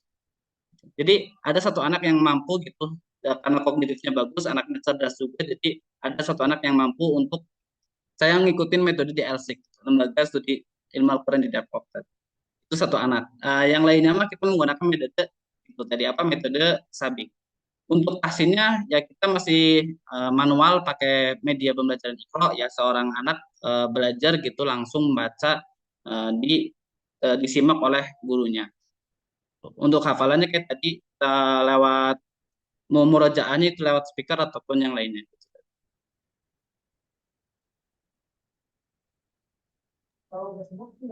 Oke, terima kasih luar biasa ya, harus menjadi narasumber nih Ustadz Ilmi ini. Menarik sekali ya. Tadi memang kaitannya biasanya itu untuk metode itu yang bisa dikembangkan ya. Kemudian juga tadi karena Al-Quran, tadi memang lebih banyak itu ke Al-Quran. Ya, itu sangat luar biasa. Ya, tetapi kemudian ya kita kayak ini kan PAI gitu ya. Jadi ya ini what yang nextnya sebenarnya berikutnya. Ya saya selalu saya sampaikan what's next after tahfidz gitu kan ya. Setelah hafal Al-Quran tuh mau apa gitu kan ya. Padahal Oh, kita itu kan ingin jadi generasi robani ya. Robani itu kan ya mungkin akidah sahihah gitu ya, ibadah mungkin salimah gitu ya. Jadi untuk mengajarkan tadi kan baru mengajarkan Al-Qur'annya. Kalau ya. mengajarkan akidahnya itu seperti apa, mengajarkan ibadahnya seperti apa, mengajarkan akhlaknya seperti apa, bahkan lebih luas lagi di luar PAI kalau kita integrated learning misalnya Bu Romla, bagaimana mengajarkan integrated kurikulum itu ketika mengajarkan misalnya tentang wudhu, di situ belajar juga biologi tentang air. Ketika belajar tentang apa misalnya itu haji, misalnya atau jamaah bicara tentang sosiologi. Jadi kita melihatnya itu memang kalau master tuh lebih luas lagi, walaupun nanti masing-masing punya karakter. Oh ini Al-Quran, nanti ada yang ngajarkan lagi SKI, misalnya ada teman di ini. Nanti misalkan kapan kita undang ini di UTM di Johor itu beliau pakar di bidang siroh nabawiyah, tapi di pendidikan sirohnya. Sampai belum membuat sebuah prototipe 3 dimensi, 4 dimensi untuk siroh nabawiyah. Itu juga sudah banyak. Jadi ngajar SKI itu jangan hanya cerita gitu. Cerita juga kadang membosankan. Giliran pakai film, filmnya mau nonton asik gitu. Sampai tujuan pendidikannya lupa gitu kan ya. Belum lagi waktunya habis, filmnya belum selesai. Itu saya dulu tuh ngajar SKI pakai film gitu ya. Jadi nonton mas seneng anak-anak bawa-bawa proyektor gitu zaman dulu ya, kalau proyektor kan digantung gitu ya atau pakai layar lebar gitu, nonton seneng gitu, tapi udah jadi nggak sesuai dengan tujuan. Ini melenceng dari kurikulum ini karena udah nonton misalnya tadi nonton Nabi Yunus ya, Nabi Yusuf ya, kisah Nabi Yusuf. Film yang tahu saya film yang saya tahu selain kartun, film Nabi Yusuf kan yang Mesir itu kan ya, maksudnya yang ada tokohnya. Wah ini cocok nggak nih untuk orang, untuk anak-anak gitu kan ya. Mungkin ada penjelasan, ada nonton pun bagian dari metode pembelajaran, dia perlu adanya khusus pendekatannya, metodenya, bimbingan dan sebagainya. Ini kayaknya Bu Romlah mau ngomong nih, kita harus kasih kesempatan yang lain, jangan saya terus deh. Silakan Bu Romlah Afriani nih, gimana nih pengalamannya, mungkin agak berbeda kalau di SD negeri ya, karena kita kan ngajarkan jadi Islam, jadi Muslim, bukan hanya Al-Qurannya saja. Al-Qurannya bagus, ada di tahfidz Al-Quran, hafidz Al-Quran, tapi banyak ngomong ya, tapi akhlaknya kurang bagus, akidahnya kurang bagus, bahkan dia apa, ya ada case di negara seberang itu, dia itu tidak baik lah, dosa besar lah gitu ya, tapi dia padahal hafidz Al-Quran. Kita kasihlah satu, ya silakan dulu. Mangga Iya, Ibu. Bapak, terima kasih atas waktunya. Yang pertama, mungkin masukan untuk Pak Ilmi ya, Pak Ilmi ya, terkait evaluasi ketika anak itu masa libur, gitu. Karena kan masa libur itu memang betul-betul itu adalah hak bagi anak dan hak guru juga mungkin Bapak ya, gitu. Kalau pengalaman saya dulu selama pesantren itu saya dibekali oleh guru-guru apa namanya tadi betul kata Bapak Misno ya, itu ada Si buku lah evaluasi buku. berbentuk buku Pak gitu. Jadi dibekali buku. Namun ketika pengambilan rapot itu ada penekanan kepada orang tua. Yang pertama itu kejujuran. Jadi betul-betul mereka memang mengisinya itu jujur. Jangan sampai ketika diberikan tugas untuk mengisi buku itu hanya mengejar target. Kalau misalkan duhanya tidak gitu ya. Tapi karena mereka khawatirnya ada nilai yang kosong atau apa, akhirnya mereka diisi sholat duha seperti itu. Jadi ada penanaman kejujuran yang harus ditekankan ketika pembagian raport gitu. Nah itu dievaluasi bukunya ketika masuk lagi ke pesantren. Kalau dulu saya alhamdulillah pesantren gitu Pak ya. Itu yang pertama masukannya terkait evaluasi ketika masa liburan gitu.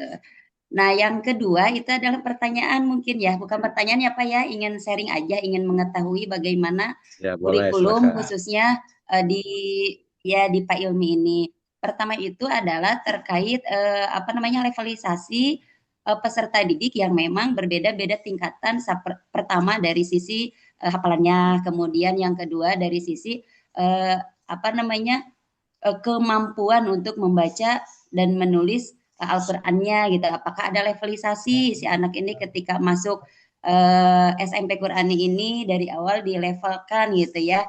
Level misalkan level dasar, level sedang atau level mahir atau memang disamaratakan khusus untuk dari sisi bidang Al-Qur'annya tadi. Kemudian pertanyaan yang kedua, bukan pertanyaan ya Pak ya, ingin mengetahui Ya, juga. boleh sharing Saya aja, siapa tahu ngobrol. nanti saya bisa promosi gitu Pak di Iya, SD saya. betul. Iya, lo sinergi lah. Iya, seperti itu ya bisa bersinergi ya Pak Ilmi ya. Ya betul. Kemudian yang kedua itu terkait tadi akhlak.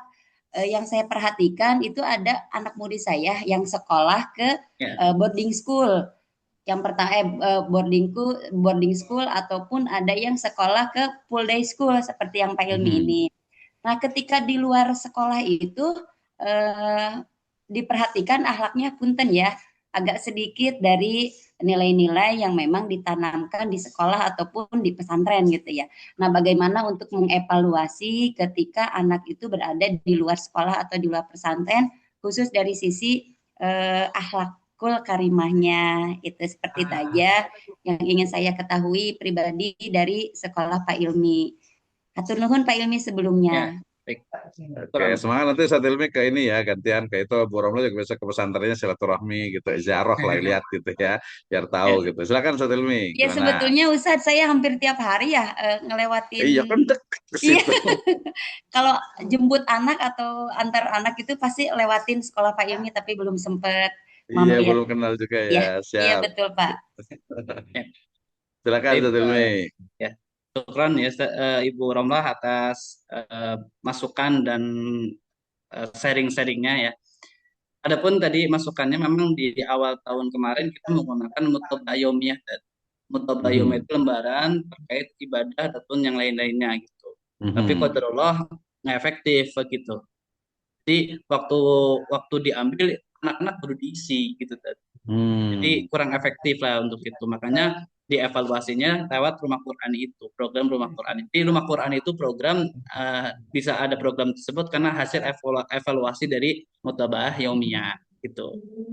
Ada lembaran gitu kayak sejenis buku gitu. Nah, terus terkait dengan level-levelnya bagaimana? Ya tadi saya katakan bahwa di strategi implementasinya itu ada pemetaan ya, di mana anak sudah bisa baca atau belumnya itu udah ada level-levelnya. Mama nih anak belum bisa sama sekali, maka nanti masuk Tahsin. Mama nih anak sudah bisa, nanti bisa langsung di Quran gitu. Tapi ada ujian ininya dulu, ujian kayak pinadornya gitu. Ujian membacanya gitu. Udah bagus atau belum? Mama belum, nanti ada dimasukkan ke sesuai dengan materi yang belum dia hafal gitu. Kan di Ikro itu ada beberapa materi kayak pembelajaran mat itu di Ikro 2 gitu. Pembelajaran kol-kolah di Ikro 4 gitu. Jadi ada pemetaannya gitu. Mama ini anak udah lancar, tapi langsung ke Quran. Tapi mama ini anak belum bisa paham materi ini, materi kol-kolah ataupun materi presentasi yang lainnya, nanti masuk ke tahsin bagian ini. Jadi untuk kelas-kelasnya ada tentu karena hampir untuk pembelajaran Quran itu hampir semua guru tuh mengisi gitu kan, entah itu di tafidnya ataupun tahsinnya gitu. Dan untuk bagaimana evaluasi terkait akhlakul karimah.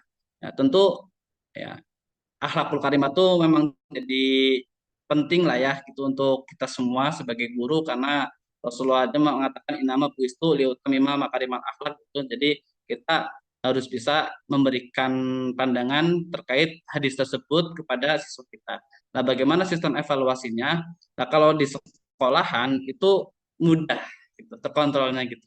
Adapun kayak sistem di rumah itu bagaimana? Nah, itu yang masih jadi PR buat kita, tetapi ada beberapa, ya bukan beberapa, hampir orang tua tuh yang bilang ke saya, "Ted, ini anak ini di rumah nggak mau baca Quran, nggak mau ini ataupun yang lainnya gitu.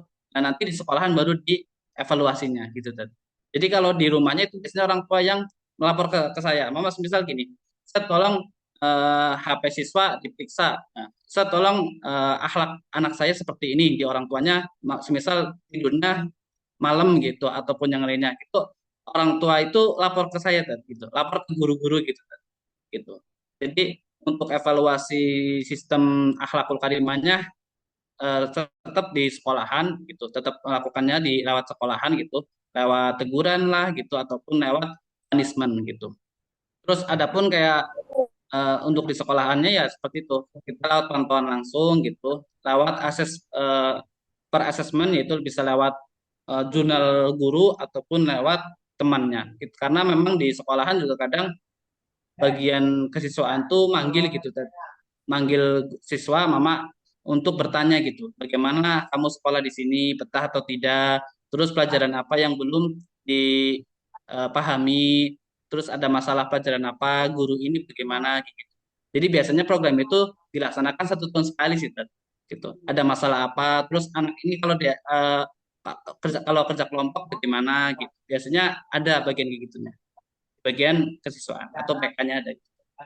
Oke, terima kasih Ustaz Ilmi ya, luar biasa tadi ya. Sebenarnya ya kuncinya itu adalah tadi koordinasi dengan kolaborasi antara sekolah dengan orang Orang tua tua. ya pasti ya. Kemudian tadi ada tagline bagus Ustaz Ilmi. Jadi tagline-nya itu adalah sekolah boleh libur tapi ngaji jangan libur gitu. Ya. Iya kan? Jadi sekolah memang libur pembelajaran, tapi ngajinya itu jangan libur gitu kan ya. Nah, salah satunya tadi adalah dengan melalui video call dengan WA. Walaupun saya pikir juga agak berat juga lumayan gitu. Yes. Mungkin bagus pakai tadi pakai Zoom atau Google Meet, mungkin nggak bisa bareng-bareng ketemu teman-temannya gitu. Tapi mungkin kurang private kali gitu ya.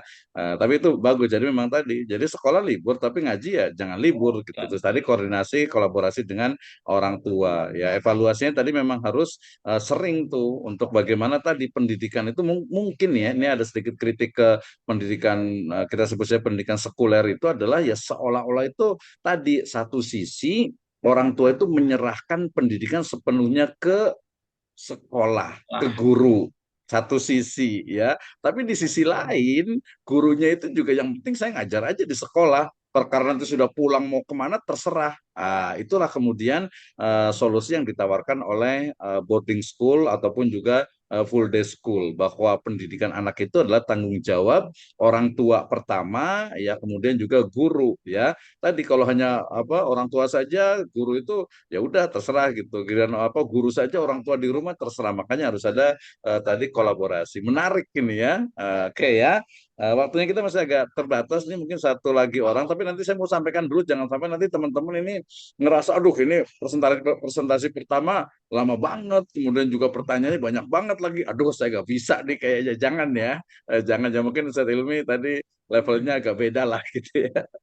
Jadi yang lain jangan sampai, aduh nanti kalau saya presentasi nanti banyak ditanya lagi nih gitu ya. Udah pertanyaannya kritis-kritis lagi, ya iyalah kan S2 gitu ya, harus kritis gitu ya. Tapi tenang, kita bantu nanti. Itu ya, jangan sampai merasa nanti aduh saya nggak bisa nih. Terus tadi saya kepikiran juga kalau yang kira-kira memang apa namanya pengen kolaborasi, maksudnya itu nanti ya kalau saya ini kan sendiri gitu ya. Mungkin yang lain kalau aduh saya pengen bareng aja berdua, mungkin nanti ada beberapa alternatif lah gitu ya. Alternatif mungkin saya nggak bisa sih, nggak pede nih kalau sendirian gitu, saya pengen berdua gitu ya, nanti cari temannya saja, itu mungkin kita kasih solusi juga. Oke, terakhir nih ya dari Ustadz Ilmi nih. Nah, ya Ustadz Ilmi, nah closing remarknya nih ya, closing statementnya penutup kira-kira mungkin saya ingin fokus untuk dijadikan nanti kan mikirnya sudah, kemudian apa public speakingnya juga luar biasa, tinggal nanti dituangkan ke tulisan. Nah, untuk dituangkan ke tulisan boleh jelaskan dalam 1 sampai 2 menit terkait dengan kurikulum Al-Quran, pembelajaran Al-Quran saja di SMP Qurani. Silakan Ustadz Ilmi. Bismillahirrahmanirrahim. Nah, terima kasih teman-teman atas waktunya dan Ustadz Dr. Misno. Ya. Adapun untuk closing statement-nya terkait tugas UAS ataupun UTS ya, terkait jurnal ya, ya tadi kan awalnya pengembangan pembelajaran pendidikan agama Islam, tapi sekarang diubah Mhm. jadi pengembangan pembelajaran Qurani gitu ya. Mhm. Sebenarnya Mhm. di awal juga sebelum Ana udah buat 1 pekan yang lalu materi ini gitu karena memang Mhm. juga Ana masih meraba-raba ini maksudnya apa gitu ya, tapi Mhm. betul Ana sekarang targetnya presentasi seperti ini kayak tadi ya, ada kekurangan pastinya, dan tadi Ana juga sempat menyesal Mhm. bahwa ini materi salah gitu. Ini saya bikin PPT salah gitu. Dan kenapa saya menyesal? Karena tadi sebelumnya antum memberikan materi terkait ini loh maksud pengembangan pendidikan agama Islam gitu. Dan Mhm. makanya tadi antum menyebutkan bahwa saya maksud kalau ilmu itu menjelaskannya pengembangan kurikulum pondok pesantren ataupun sekolahnya gitu. Mhm. Makanya gitu. Mhm. Jadi ya alhamdulillah untuk judul yang insya Allah saya siapkan pengembangan pembelajaran Qurani. Adapun untuk isi dan sebagainya, ya jujur saya belum menemukan gitu. Tapi tadi sedikit mungkin kayak metodenya apa, terus apa yang dikembangkan, terus sistem kegiatan pembelajarannya bagaimana gitu. Apakah monoton seorang siswa itu datang ke guru gitu, atau ada sedikit sentuhan-sentuhan seni ya, entah itu pembelajaran games ataupun yang lainnya gitu. Mungkin seperti itu isi terkait adapun tujuannya kayak mungkin kalau pembelajaran peran sesuai dengan sekolahan gitu, lima juz gitu. Adapun kayak selain itu juga tahsin yang betul, tartil gitu. Itu paling untuk closing statementnya seperti itu. Untuk gambaran UTS ataupun UAS-nya gitu. Oke, terima kasih Ustaz Ilmi ya. Jadi karena mata kuliah kita adalah kurikulum, tadi saya ulang lagi. Jadi tinggal tunjukkan saja pertama, misalnya tujuan pembelajaran Al-Quran di SMP Qurani. Ya, tadi kan mungkin kalau saya ringkaskan tadi mulai dari jumlah hafalan. Yang kedua adalah ya penguasaan tajwid, ya, kemudian juga mutkin. Tadi setahu saya juga saya ingat saya itu ada di situ tuh pemahaman tafsir ringkas atau juga pemahaman ayat. Nah, itu sebenarnya itu yang Oke, Ustaz. penting itu gitu. Jadi Ya. oh ternyata bukan hanya jumlah tahfidznya, bukan hanya jumlah hafalannya, tapi juga kualitasnya dan juga tadi ada pemahaman ya mungkin kita sebutnya tafsir dasar lah ya. Jadi ketika dia baca Al-Qur'an minimal tuh ya juz amaknya itu tahu artinya ya. Misalnya amma yatasaalun ya mereka bertanya tentang satu kabar yang besar. Nah, itu pembelajaran Al-Quran itu di situ. Ya kalau tadi hanya hafalan saja berarti ya tahfidz Al-Quran saja. Kalau Al-Quran kan bukan hanya itu, jadi memahamkan Al-Qurannya. Ya nggak apa-apa, ini kan tingkatnya itu di SMP. Kemudian tadi medianya dengan metodenya, tadi ada metode sabik misalnya. Kemudian juga proses pembelajarannya, termasuk juga pendekatannya. Ketika Ya. tadi di pondok pesantrennya menggunakan active learning atau cooperative learning gitu ya. Nah, apakah di Al-Quran itu juga digunakan juga atau mungkin dia ya udahlah hanya setoran-setoran biasa saja selain juga ada penguatan-penguatan tadi mendengarkan MP3 ya suara dan sebagainya itu plus nanti evaluasinya apakah maju satu-satu gitu ya atau mungkin juga ada ujian tertulisnya nggak Ustaz Ilmi untuk Al-Quran ini Kalau ujian tertulis belum, Dad. belum Belum. ya. Biasanya kita Belum mengadakan ya. tasmi, Dad. Ya, Iya, tasmi hanya biasanya. jadi ujiannya Kalau itu tertulisnya belum. evaluasinya asesmen itu hanya tasmi ya.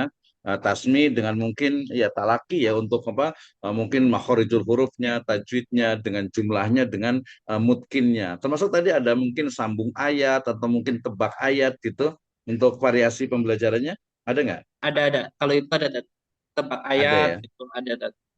Iya, lanjutkan. Terus tadi juga murojaah bareng-bareng Ya. gitu kan ya, membaca secara jihar gitu kan ya, apa secara itu kan kalau di teori literasi itu ada read loud gitu ya, Iya. loud read gitu ya. Jadi membaca itu juga secara nanti kalau dari Ibnu Qayyim itu juga sebagai terapi juga itu sebenarnya itu. Jadi membaca secara pelan dengan membaca secara keras gitu kan. Kalau siswa kan senang tuh baca bareng-bareng gitu kan ya. Nah, oke. Ya, jadi ini nggak ada habisnya, insya Allah ya. Dan sekali lagi tadi teman-teman jangan minder, santai aja untuk ya kita ngobrol aja. Nanti kita akan bantu kita sama-sama bareng-bareng. Sebenarnya saya mau tunjukkan juga tadi karena Ustadz Ilmi masih agak bingung tentang jurnal, tapi nanti boleh lihat. Pertama itu jurnalnya satu bisa Edusiva, yaitu Jurnal Pendidikan Agama Islam, contohnya. Kemudian juga di Edukasi Islami itu Sinta 2 juga. Kemudian juga di Al Murabi itu ada juga, pokoknya jurnal banyak, di jurnal JPI, Jurnal Pendidikan Islamnya UIN Bandung itu juga Scopus juga. Jadi oh ternyata urutannya itu begini ya, kalau misalnya judulnya adalah pengembangan kurikulum pembelajaran Al-Quran di SMP Qurani, maka yang pertama abstrak kita nggak usah pikirkan, yang di bagian atas judul, nama, afiliasi, kemudian email itu nggak usah Ya. dipikirkan, abstrak juga nanti saja, langsung ke pendahuluan atau background ya, latar belakang. Jadi latar belakang ini menyebutkan ya mungkin kalau standar itu mulai dari pentingnya menghafal Al-Quran, kemudian juga metode pembelajaran Al-Quran, kemudian salah satunya adalah SMP Qurani yang melaksanakan pembelajaran Al-Quran. Nanti ada kelebihan, ada kekurangannya, nah sehingga menarik nih untuk untuk melakukan penelitian, menulis tentang pengembangan pembelajaran Al-Quran di SMP Qurani. Qurani. Ya, dari situ langsung ke metode penelitian. Metode penelitiannya nanti ini nanti saja nggak apa-apa. Metode penelitian itu mulai dari berdasarkan datanya itu kualitatif, berdasarkan tempatnya itu berarti field research ya, berdasarkan metodenya bisa menggunakan case study atau studi kasus gitu ya. Analisisnya bisa menggunakan misalnya studi kasus juga bisa pakai fenomenologi juga bisa gitu ya. Selesai metode penelitian. Setelah itu baru kerangka teori tentang pembelajaran Al-Quran. Dibahas tuh bagaimana pembelajaran Al-Quran. Sudah selesai, boleh ditambah dengan boleh ditambah dengan profil SMP Quraninya, boleh ada, boleh enggak gitu ya. Setelah itu baru implementasi atau pelaksanaan pembelajaran Al-Quran di SMP Qurani. Itu yang A tuh di hasil dan pembahasan. Yang keduanya, yang B-nya atau yang kedua itu adalah bagaimana pengembangan dari kurikulum Kurikulum. pembelajaran PAI-nya itu ya. Sebenarnya ini di kurikulum sebenarnya masih ke istilahnya itu ininya apa sih namanya itu rencananya, pedomannya, kurikulumnya itu baik itu yang tertulis ataupun tidak. Nah, seperti itu ya. Sampai nanti kepada kesimpulannya. Kesimpulannya juga cuma dua. Kesimpulan pertama adalah terkait dengan bagaimana implementasi kurikulumnya. Yang kedua itu adalah pengembangannya.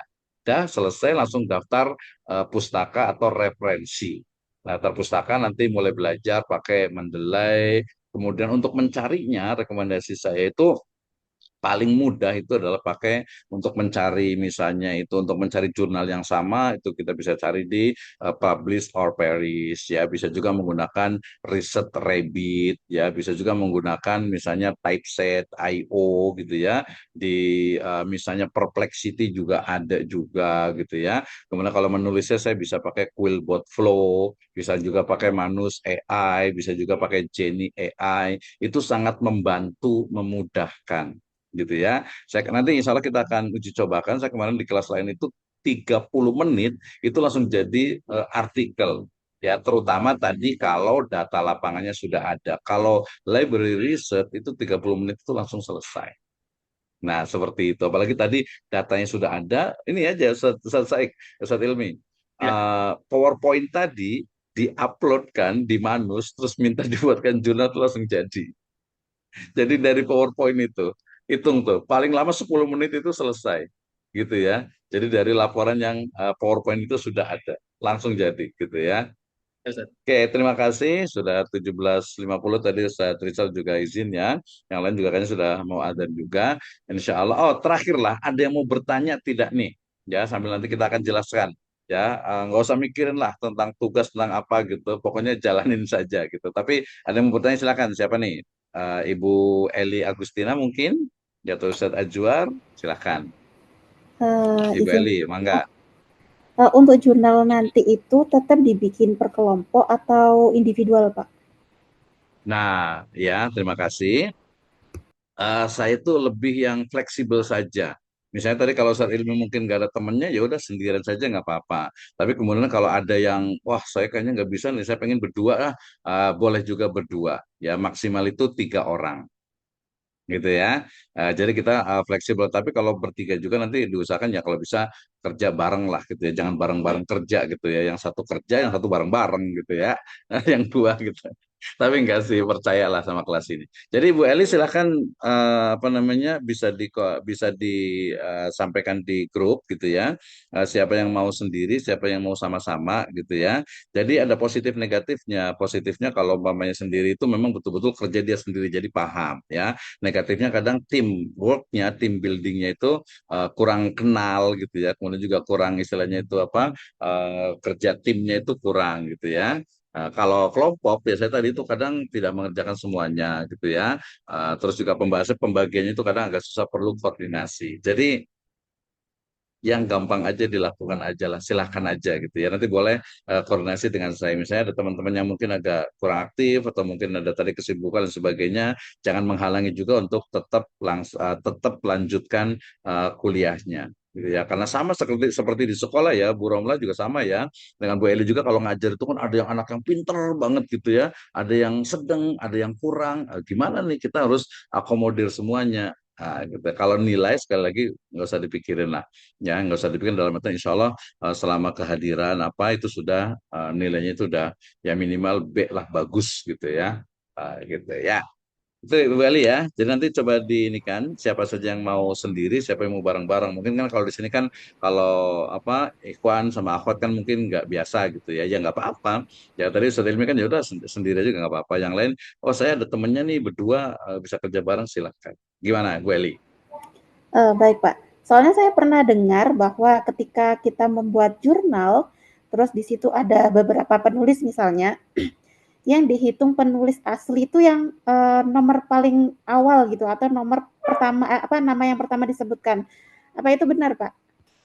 Ya, jadi artikel jurnal sebenarnya itu yang paling dibutuhkan itu adalah untuk dosen, untuk jabatan fungsional. Sehingga kemudian untuk jabatan fungsional, baik itu lektor ataupun lektor kepala, itu diutamakan itu adalah memang yang penulis pertama. Dan penulis pertama itu mendapatkan ya kadang itu antara 40 sampai 60%. Ya, anggap saja 50%, yang 50 itu nanti dibagi hukumnya itu kepada penulis kedua, ketiga, keempat, sampai batasnya itu penulis yang kelima gitu ya. Nah, tapi kalau kelas ini, kelas mahasiswa itu nggak usah pikirin mau apa namanya itu sinta-sintaan juga nggak usah mikirin. Kemudian level-level tadi untuk penulis pertama, kedua, jadi saya penulis kedua juga nggak apa-apa lah, ikhlas gitu ya. Saya ketiga juga ikhlas. Tapi ini lebih kepada latihan saja, latihan untuk menulis. Jadi nggak usah pikirkan sintanya, nggak usah pikiran nanti aduh penulis pertama kedua gitu. Kalau memang 2 orang ya sebaiknya ayo ngerjain bareng-bareng biar dua-duanya itu paham. Nanti presentasi juga 2 orang juga. Gitu ya. Wah, nanti kalau presentasi, aduh nanti kalau dibagi kurang nih presentasinya, udahlah santai aja gitu ya. Sampai nanti, waduh ternyata terakhir presentasi, ya udah kita pertemuan satu pertemuan tuh bisa 3 presenter gitu ya, nggak apa-apa juga gitu ya. Kita intinya jangan dijadikan beban kuliah ini. Tugas itu bukan tugas, tapi itu untuk melatih kita saja. Tadi Ustadz Ilmi melatih udah bisa tuh ngomongnya udah bisa, tinggal mungkin ya itu dari sisi penulisannya saja. Tapi karena mungkin belum terbiasa, nanti kalau biasa juga gampang gitu ya. Nanti pertemuan depan mungkin saya boleh juga, kayaknya saya ajarkan cara nulisnya dulu deh ya, sebelum ke materi yang, karena saya kan ngikutin RPS ya, namanya guru itu harus ngikutin RPS kalau di kampus, kalau di sekolah itu kan RPP atau modul tadi itu ya. Jadi kalau nggak ini nanti jadi ngarang kemana-mana gitu ngajarnya belajarnya. Oke, itu sudah 54 kayaknya udah lewat, terus ada yang maghrib kayaknya nih, apalagi soleh-soleh, soleh dan soleha semuanya gitu ya. Atau ada yang mau disampaikan lagi, last Afan, terakhir? Zat, semisal kalau kita udah nyusun jurnal gitu, boleh nggak anak kita itu capek ke antum bimbingan gitu, Zat ini gimana jurnalnya gitu, boleh nggak, Zat? Oh iya, boleh sekali. 24 jam insya Allah, apalagi untuk Ustadz Ilmi nih. Tapi untuk semuanya juga ya. 24 jam dalam artinya insya Allah kalau WA pasti dibales. Kalau telepon biasanya itu WA dulu, kadang kalau malam gitu ya. Mungkin kalau yang ibu-ibu mungkin agak nggak enak ya nanti WA aja atau mungkin bareng-bareng di sini kita kasih kesempatan juga seluas-luasnya juga gitu ya. Mau silaturahmi ke rumah ya nanti tinggal WA saja, saya sangat welcome sekali. Silahkan saja gitu ya. Walaupun lebih utama ya mungkin di kampus gitu ya, atau mungkin juga di online seperti ini gitu ya. Gitu ya. Kalau Bu Eli jauh ya di Malang ya. Iya, Pak. Iya gitu ya, kan ke Bogor nggak mungkin gitu ya. Nah, nanti kita akan berikan waktu seluas-luasnya untuk bisa diskusi. Makanya ketika ada, saya selalu kasih kesempatan, silakan mau ngomong apa saja, mau tanya apa saja silakan. Untuk Ya, materi tugas kayak PPT atau makalahnya itu nanti dikumpulkan BWAPRI ke Bapak atau cukup di-share di grup saja, Pak? apanya itu? Materi PPT tadi. PPT kalau saya sih nggak usah, nggak apa-apa. Nggak usah ke saya itu nanti mungkin kalau dapat izin ya silakan di-share ke teman-teman. Gitu. Tapi saya harap sih dapat izin lah ya. Silakan share di grup aja. Ya, ya, untuk Baik, Pak. teman-teman tuh biar paham. Tapi nanti yang dikasih ke saya itu adalah yang eh, draft untuk artikelnya saja. Baik, Pak. Terima Ya, kasih itu banyak. pun biasanya itu nanti ya, nanti aja setelah UTS lah ya. Nah, ketika UTS saja itu diserahkan. Tapi kalau mau nanya dan sebagainya, silahkan. Ya, silahkan. Oke ya, Baik, Pak. nggak usah dipikirin lah ya. Baik, Pak. Baik, Terima kasih. 17.56 di Malang kayaknya udah adzan kali ya dari tadi ini ya. Sudah turun masjid, Pak. Iya, makanya. Baik. Jazakumullahu khairan ala ihtimamikum wa barakallahu fikum. Insyaallah nastamir fi usbu al yani qadim. Jazakumullahu khairan wa nahtatim bilhamdalillah wa dokafatul majlis. Alhamdulillahirabbil alamin. Alhamdulillahirabbil Subhanakallahumma alamin. bihamdika asyhadu an la ilaha illa anta astaghfiruka wa atubu ilaik. Assalamualaikum warahmatullahi wabarakatuh. Waalaikumsalam warahmatullahi warahmatullahi wabarakatuh. Terima kasih Ustadz Aswandi, Ustadz Sugeng, Ustadz Oki, Ustadz Abdullah, semuanya nih ya. Barakallahu fikum. Kita jumpa lagi ya nanti ya. Semua pertemuan yang akan datang. Jazakumullahu khairan.